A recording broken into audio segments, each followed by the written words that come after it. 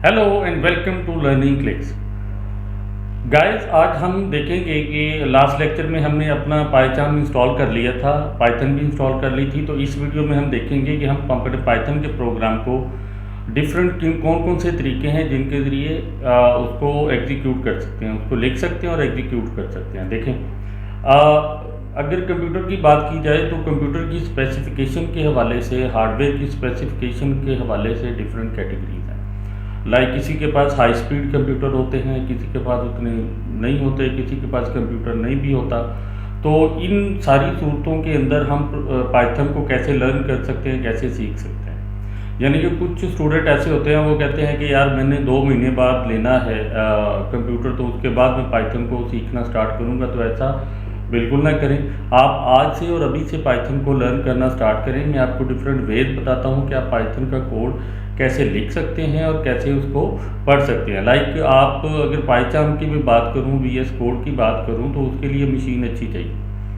यानी कि उसके हार्डवेयर के स्पेक्स अच्छे होने चाहिए, उसकी रैम अच्छी होनी चाहिए, SSD हार्ड ड्राइव लगी है तो बहुत अच्छी बात है, प्रोग्राम अच्छे से एग्जीक्यूट हो जाएगा। लेकिन अगर ये सब चीज़ें नहीं हैं तो फिर क्या करें। तो अगर अगर कम पावर वाला किसी के पास कंप्यूटर है तो तब उसको क्या, वो कैसे पाइथन का प्रोग्राम बना सकता है और उसको एग्जीक्यूट कर सकता है। तो इस वीडियो में हम सारे डिफरेंट जो पाइथन को कोड लिखने के तरीके हैं और उसको एग्जीक्यूट करने के तरीके हैं, पाइथन के कोड को वो सीखेंगे। तो आइए चलते हैं अपनी कंप्यूटर स्क्रीन की तरफ। पाइथन जब इंस्टॉल करते हैं तो उसके साथ एक IDE आता है, उसको बोलते हैं, IDE तो नहीं उसको कह सकते। यानी कि जब आप IDLE लिखेंगे तो ये आ जाएगा आपके सामने, तो इसको आप क्लिक करें तो ये इंटरेक्टिव मोड है पाइथन के साथ कम्युनिकेशन का। यानी कि उसके इंटरप्रेटर के साथ बातचीत करने का इंटरेक्टिव मोड है। इसमें आप क्या करेंगे, कमांड लिखेंगे, ये आपको उसका रिजल्ट दे देगा, फिर अगली कमांड लिखेंगे, फिर अगला रिजल्ट दे देगा, फिर अगली कमांड लिखेंगे, उससे अगला रिजल्ट दे देगा। तो ये अगर किसी के पास पाइथन नहीं है, VS कोड नहीं है, तो वो इसको यूज़ करके अपने पाइथन का कोड लिख सकता है। मैं इसको दोबारा से आपको बता देता हूँ। आपने आना है अपनी सर्च विंडो में, यहाँ पे लिखना है IDLE। तो ये टॉप पे आ जाएगा, इसको आप क्लिक करें तो आपके पास ये वाली विंडो जो है इसकी ये ओपन हो जाएगी।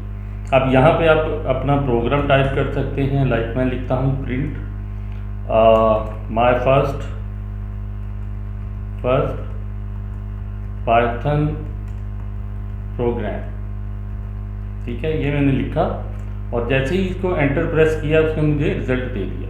तो मैंने कहा ये इंटरेक्टिव है, यानी कि ये आप लंबा प्रोग्राम लिख के उसकी आउटपुट नहीं देख सकते।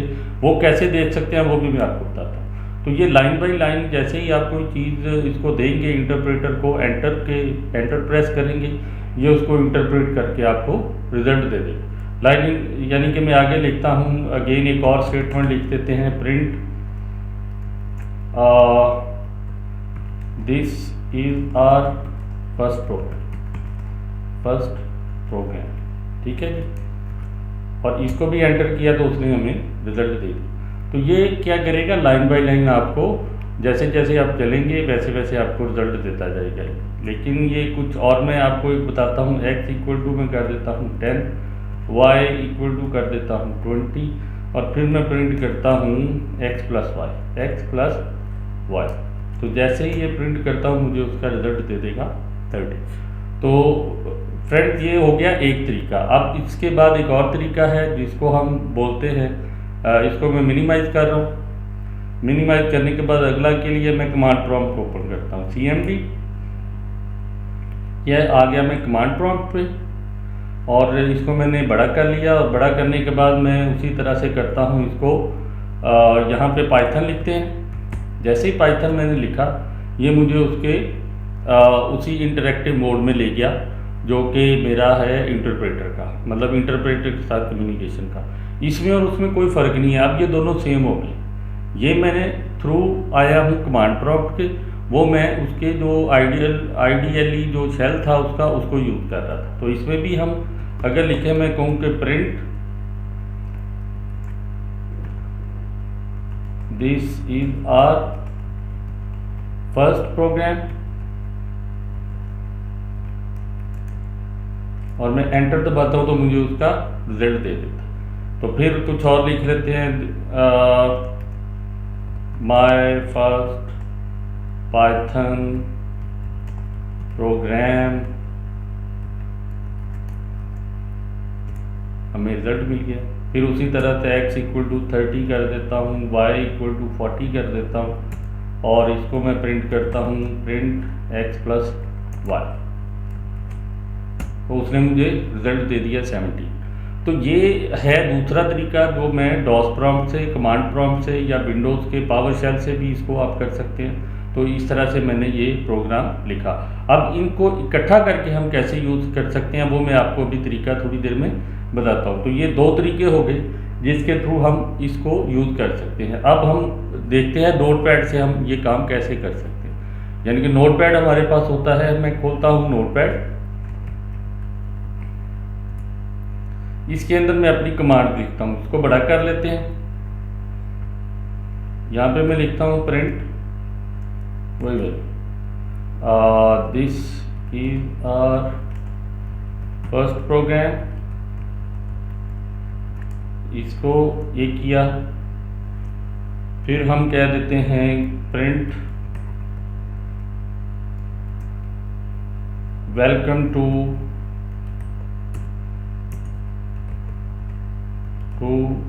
Learning clicks.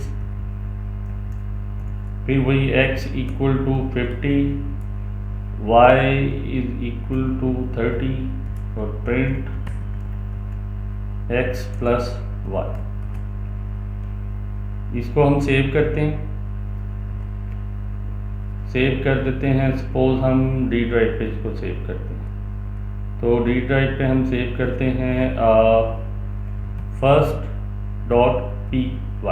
इसकी जो एक्सटेंशन होती है वो होती है py, पाइथन की। जैसे नोटपैड की txt होती है, वर्ड की फाइल की डॉक होती है, इसकी एक्सटेंशन होती है py।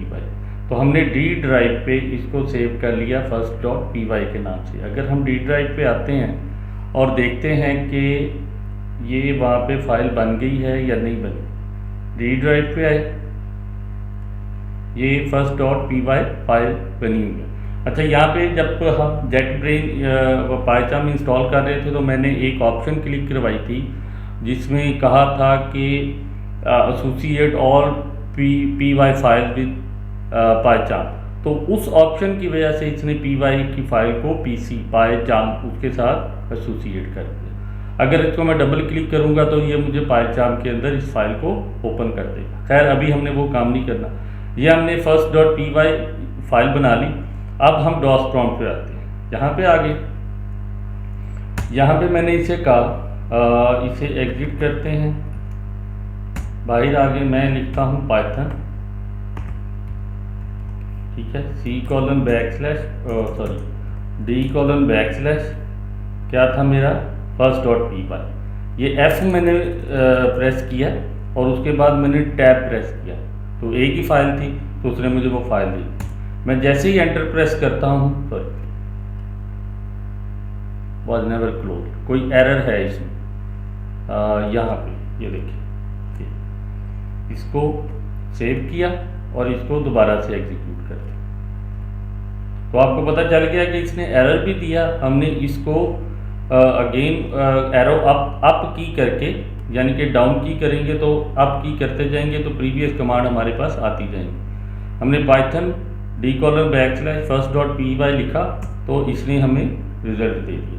तो एक ये तरीका है कि आप जब अगर पूरी ज़्यादा कमांड्स हैं, ज़्यादा इंस्ट्रक्शन हैं आपके प्रोग्राम की, तो आप इस तरह से फाइल बनाएं और उसके अंदर उसको फाइल दे दें पाइथन को, वो उसको इंटरप्रेट करके आपको आउटपुट दे देगा।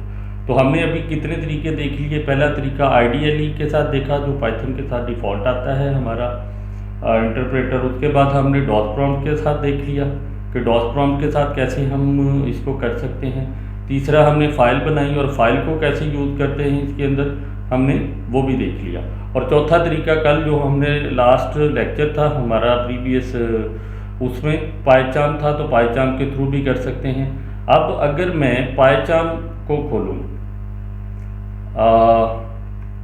ये पाइथन को खोलूँ और वो वाली कमांड सारी इधर लिख लूँ, यानी कि यहाँ से मैं कॉपी करता हूँ Ctrl+C और पाइचार्म के अंदर मैं इनको Ctrl+V कर देता हूँ। ये सारी मैंने पेस्ट कर दी और इसको अब मैं एग्जीक्यूट करता हूँ।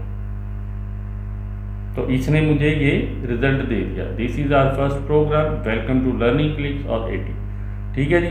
तो ये हमें रिजल्ट यहाँ पे दे ही जा रहा है। मैं इसको चेंज करता हूँ, करने के बाद फिर इसको एग्जीक्यूट करता हूँ तो ये हमें वो रिजल्ट दे देता है। ठीक है जी। तो अब एक चौथा तरीका, अब ये 3 हमने डिफरेंट तरीके देख लिए। अब जो फोर्थ वन है वो है ऑनलाइन लाइव। आपको इंस्टॉलेशन ना करनी पड़े, ना पाइथन की ना किसी IDE की, यानी कि आपके कंप्यूटर के अंदर इतनी स्पेस नहीं है कोई सॉफ्टवेयर इंस्टॉल करने की। तो फिर आप क्या कर सकते हैं, फिर ऑनलाइन जाएं और ऑनलाइन बहुत ज़्यादा n नंबर ऑफ एडिटर हैं जिसके अंदर आप पाइथन का कोड लिख सकते हैं और उसको एग्जीक्यूट कर सकते हैं। तो उस पर आके अगर देखें तो मैं इधर आपको बताता हूँ, एक साइट है REPL-IT,